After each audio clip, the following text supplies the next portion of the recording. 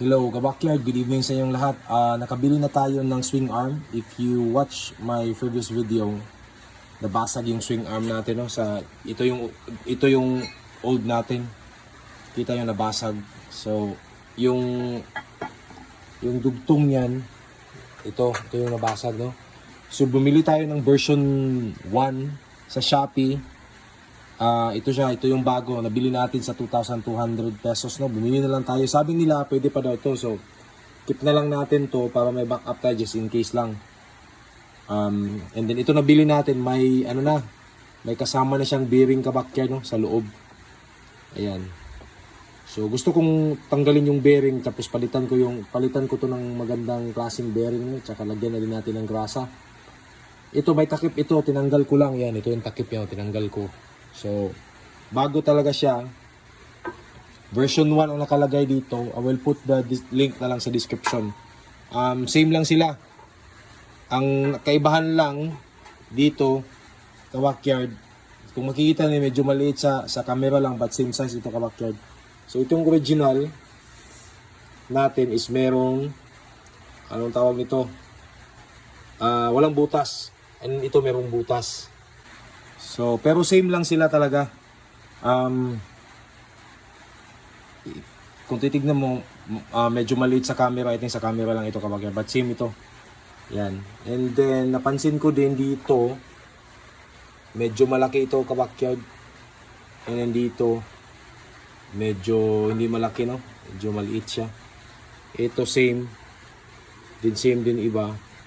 Wala kasi akong nakita dun kabakyard na na same talaga nito. Version 1, ito yung nasa Shopee. So yan lang binili natin. So hopefully makabit natin to, no? So nakikita yung napakagulo pa dito kabakyard, hindi ko pa nakabit. Kasi gusto kong linisan talaga yung ating Easy Ride. Tapos gusto kong tanggalin yung panggilid kabakyard kasi yung drainage ng or pasukan ng gear oil sa gilid is low thread na, so gusto kong tanggalin, no? And then tignan na din natin kung may mga may sirang bearing, so papalitan natin. So kumpleto ako dito kabakyard, nag-gather ko na yung materials. Yan, bearing, gasket, and iba pa. So ito yung munang gagawin ko. So papalitan ko tong bearing or baka tanggalin ko lang. And then lagyan natin ng madaming grasa, no? Kasi yung pagtanggal natin dito sa original kabakyard, grabe. If you watch my previous video, yung kalawang, grabe kabakyard, kumapit na talaga. So, mas maganda lagyan natin ng maayos dito para para smooth pa din pag magpalit tayo ng bagong bearings, so, in the future. Okay, so tanggalin muna natin. Ito kabakyard, so ito yung pantanggal natin. Ito yung nabili natin sa Shopee, no? Puller. So pakita mo ito na. Yan. Dito. So kung makikita nyo kabakyard, focus mo dito na para makita nila. Malapit nang lumabas, no? So ito lang gamit natin. So ginagawa ko, lagyan ko lang ng, and then tatapakan ko dito para may persa talaga. Tapos dito, hawakan ko kabakyard. Yan. Dito sa taas. And then sabay ganyan. Hinihinay lang. So kita nyo, patanggal na siya kabakyard. Focus mo na dito sa bearing. Yan, o. Huwag kang mag-move. Ano yun lang, ganyan lang. Yan lang. Ayan, so patanggal na siya.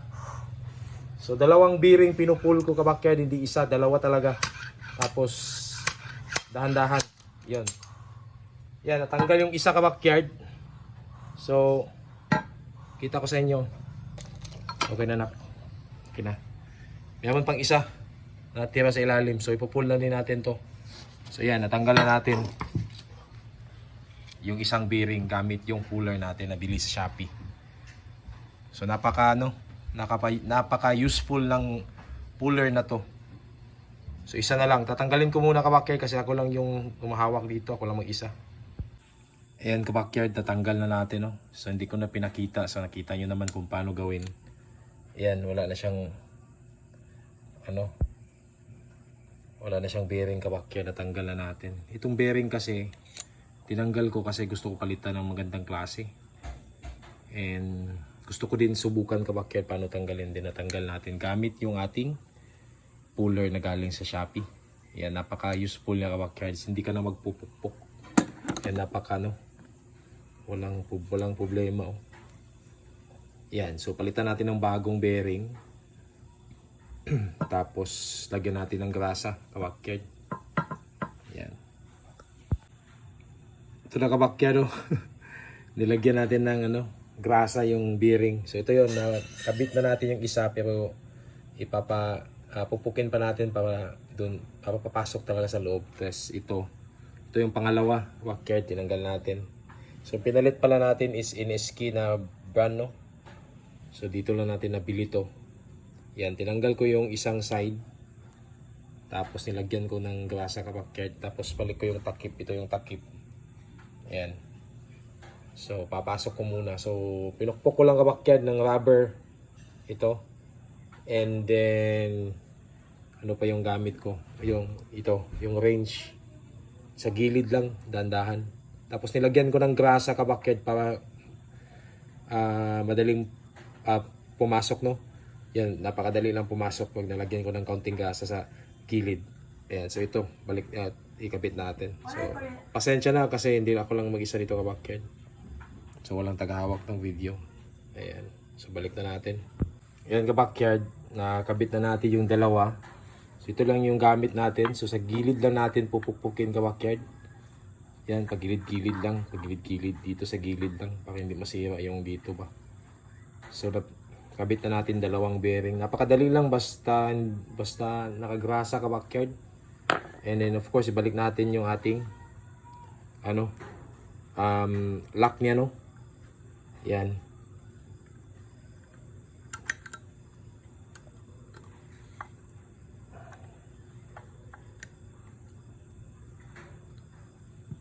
Yan.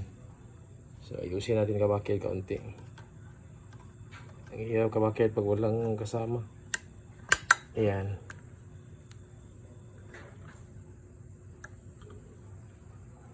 Ayan. So, tanggalin ko muna na ipit. Ayan. So, kabit na. And then of course, wag mo yung kalimutan yung rubber cover kabakyard. Ito. So, kabit na natin dito. Yan.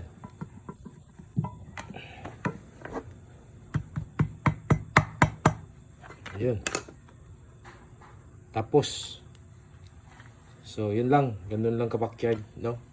So, beginner din tayo. So, disclaimer lang. Di tayo mekaniko, no? DIY lang tayo. Sariling sikap. Para pang exercise lang din kabakyard pag walang magawa sa bahay. Ayan. So, nakabit na natin. Ayan. So, salpak na natin doon. So, ganun lang kadali kabakyard, no? Basta may gamit tayo, no? Yung puller. Dalawa yung puller ko kabakyard. Yung pinakita ko yung kanina, yun yung pagtanggal natin dito. At saka sa front bearing, tanggalin din natin, palitan din natin yun. So, baka sa susunod na. So, ito lang yung na-video natin, no? Yung sa rear. So, itong old kabakyard, wala na, sira na. Magamit pa daw ito kabakyard kasi hindi pa naman yung lalagyan ng bearing andito pa man eh. Wala lang lock at saka wala yung cover. Di pa rin ito ba? May cover talaga na. Dust cover. And then, napaka-smooth niya kabakyard. No? Pinggirin natin ha.